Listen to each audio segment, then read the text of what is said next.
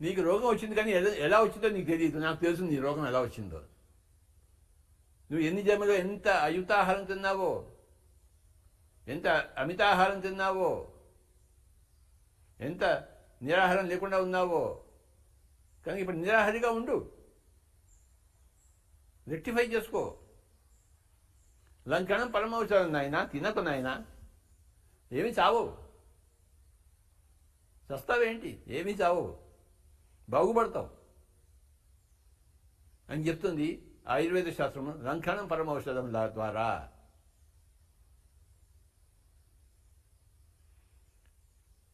ఆయుర్వేదానికి ఈ శరీరపు లంకణం ఒకటే తెలుసు, ఇంకా 2 లంకణాలు ఉన్నాయని తెలియదు వాళ్ళకి. అవి మనకు తెలుసు.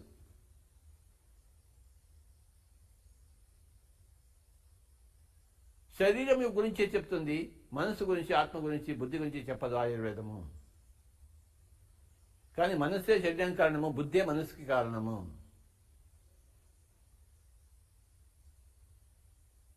మనసులో అశాంతత పోయి శాంతత రావాలంటే అక్కడ కూడా ఒక లంకణం అవసరము. దాని పేరే మౌనము. ఇష్టం వచ్చినట్టు మాట్లాడుతుంటే మనసు అంతా కకావికలంగా ఉంటుంది, అశాంతత కూడా ఉంటుంది. అందరి జీవితాల్లో మనం మాట్లాడుతూనే ఉంటాము, వాడిట్లా వెడిట్లా అని చెప్పేసి. అదే అశాంతికి కారణం. నువ్వు నోరు మూసి కూర్చుంటే నీ మనసులో ఏ అశాంతి ఉండదు. మౌనంగా ఉండు రోయ్, నీ మనసులో అశాంతత పోతుంది. ఏమి తినకుండా కూర్చో, శరీరంలో అనారోగ్యం పోతుంది. ఏమీ మాట్లాడకుండా కూర్చో, మనసులో అశాంతత పోతుంది.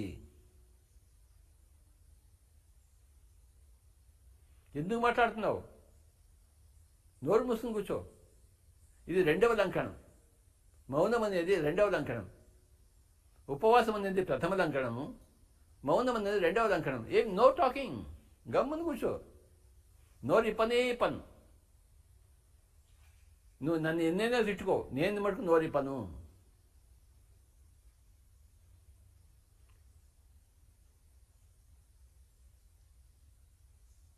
నువ్వు నన్ను తిడితే నేను నిన్ను తిట్టాలి ఏంటి? నువ్వు నన్ను తిడుతుంటే నీ జీవితం పాడవుతుంది, కానీ నేను నిన్ను నా జీవితం పాడవుతుంది. నేను నా జీవితాన్ని పాడు చేసుకోను, నా మనసుని అశాంతత పరుచుకోను, నేను మౌనంగా కూర్చుంటాను. నువ్వు మాట్లాడే కనుక నేను మాట్లాడను. చూసారా? ఈ మౌనం అనేది 2వ లంకణం, వాచిక లంకణం. శారీరక లంకణం 1, వాచిక లంకణం 2.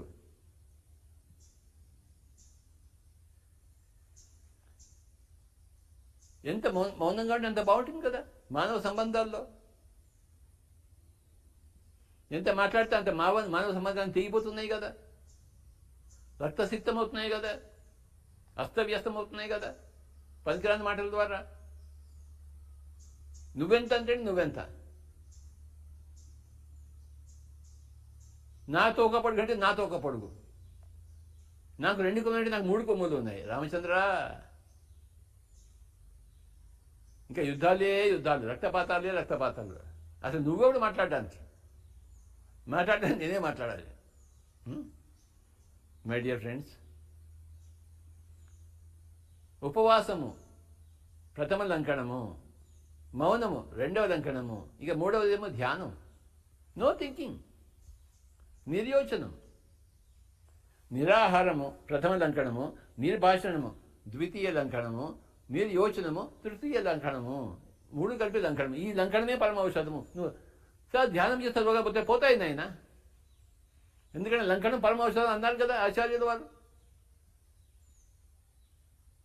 ఆ చెప్పిన ఆచార్యులకు ఒకటే లంకణం తెలుసు, నాకు 3 లంకణాలు తెలుసు. శారీరక లంకణము, వాచిక లంకణము, మానసిక లంకణం. నో థింకింగ్, వాడి గురించి ఆలోచించద్దు. నీ బుద్ధిపరమైన అనారోగ్యం పోతుంది, అప్పుడు మనస్సు పరమైన అనారోగ్యం పోతుంది, అప్పుడు శారీరకపరమైన అనారోగ్యం. శరీరానికి మనస్సు మూలము, మనసుకు బుద్ధి మూలము. ఈ ఆలోచన లేకుండా కూర్చోడమే ధ్యానం అంటే. ఇంకేంటి? యోగ చిత్తవృత్తి నిరోధ. ఏం చెప్తోంది పిరమిడ్ స్పిరిచువలిజం అంటే? ఏది వచ్చినా అరే ధ్యానం చేయవని నీకు అన్నీ పోతాయో.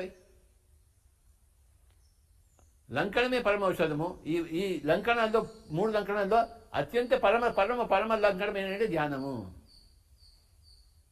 ఉపవాసం ప్రథమ లంకణము, దానికన్నా పరమ లంకణం మౌనము, దానికన్నా పరమ లంకణము ధ్యానము, నిర్యోచనము. మనం అది చెప్తున్నాం కదా. ఉత్తమోత్తమైన ఉన్నతోత్తమైన పరమమైన లంకణాన్ని మనం ప్రబోధిస్తున్నాము. No thoughts my dear friends, do meditation.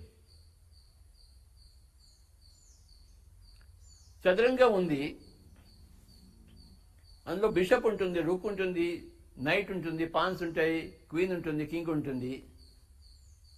రాజును పట్టుకుంటే మిగతా ఏంది పట్టుకోక్కర్లేదు. మిగతా వాటన్నీ చెప్పినా మళ్ళీ రాజు దగ్గర పోవాల్సిందే మనం. అప్పుడేగా ఆట కాదు.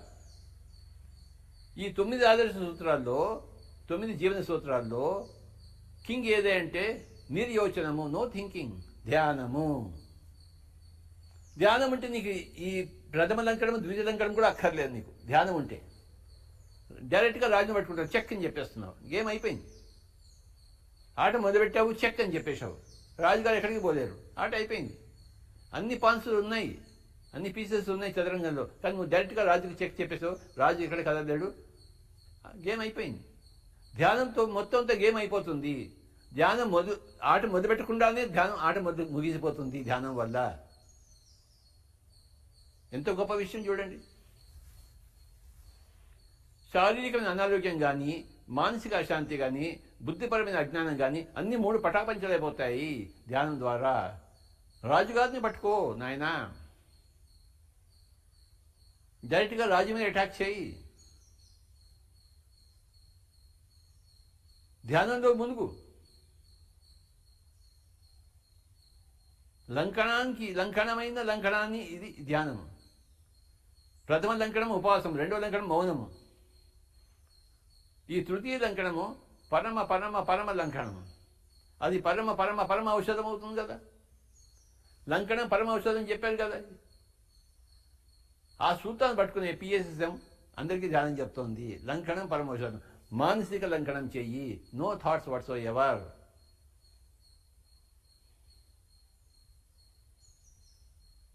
నీకు ఏ జబ్బు వచ్చినా అలా కూర్చో, పాదాలు 2 క్రాస్ చేసుకో, చేతులు పెట్టుకో, హాయిగా కూర్చో, కళ్ళు 2 మూసుకో, శ్వాస మీద ధ్యాస పెట్టు, నిర్యోచనం వచ్చేస్తుంది.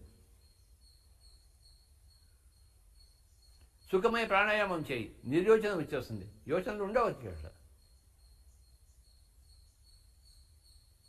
కల్పనలు వికల్పాలు ఉండవు, నిర్వికల్ప స్థితి వస్తుంది, నిరామయ స్థితి వస్తుంది, నిరాలోచన స్థితి వస్తుంది. నిర్విషయం మనః, ధ్యానం నిర్విషయం మనః. మనసులో విషయాలన్నీ పోతాయి, నిర్విషయం అవుతుంది, శూన్యం అవుతుంది. అదే లంకణం కదా. ధ్యానం నిర్విషయం మనః. మనసు నిర్విషయం చేసుకోవడమే ధ్యానం.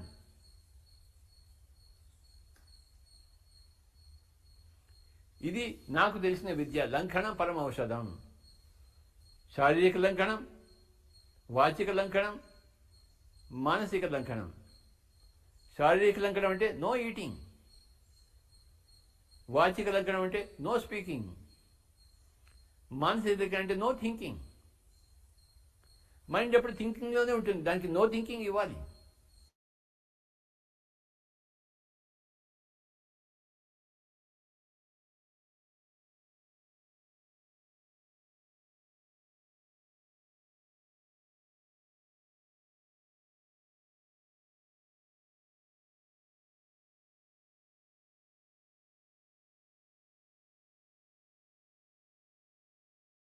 Then only speak. क्योंकि पेट है, खाएंगे क्या? अरे क्योंकि भूख है तो ही खाना, क्योंकि मुंह है बकबक करेंगे क्या? अरे कुछ आवश्यकता हो, कुछ अत्यावश्यक हो, इमरजेंसी हो, तभी तो मुंह खोले। इमरजेंसी हो तो तभी तो खावे, इमरजेंसी हो तो तभी तो सोचे। यूं ही सोचे। बाजू घर में मियाँ बीबी क्यों झगड़ रहे हैं, हमें क्या लेन देन है उनसे? हमें क्यों सोचना है? वो अपना विषय तो है ही नहीं। It is not our concern whatsoever. कौन किससे लफड़ा कर रहा है? Which lady is going with which man? Why do you care बाबा? If you are interfering in others' personal affairs, you don't have any buddhi. If you are observing others' personal views, you don't have any buddhi. And in such day-to-day things you don't have buddhi, how can you have buddhi in paranormal things, extraordinary things, invisible things?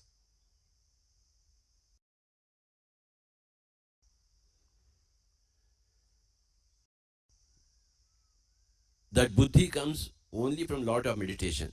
And all of you here who are in front of me have done so much buddhi that you are all buddhas. I know that.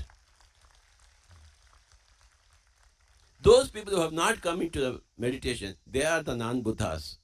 Those people who have come into meditation, they are the buddhas. One Buddha is comfortable only with another Buddha. But another non-Buddha comes, the Buddha never complains, only has a smile. If a Buddha complains about the behavior of a non-Buddha, he is not a Buddha, basically.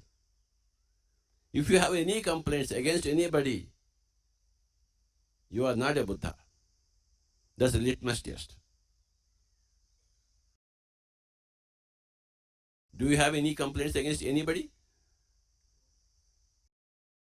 Then you are a Buddha. Zero complaints. Zero. Say.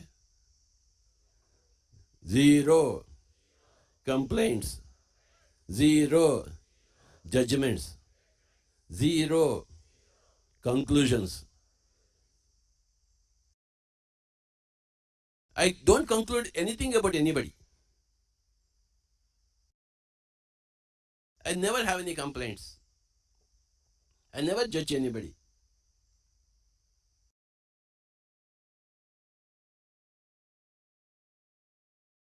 If you are willing to be corrected, I am willing to correct. But there's no question of judgment. If you don't come to me, I don't care. If you do come to me, I do care. Because you have come to me. If you have not come to me, I don't care.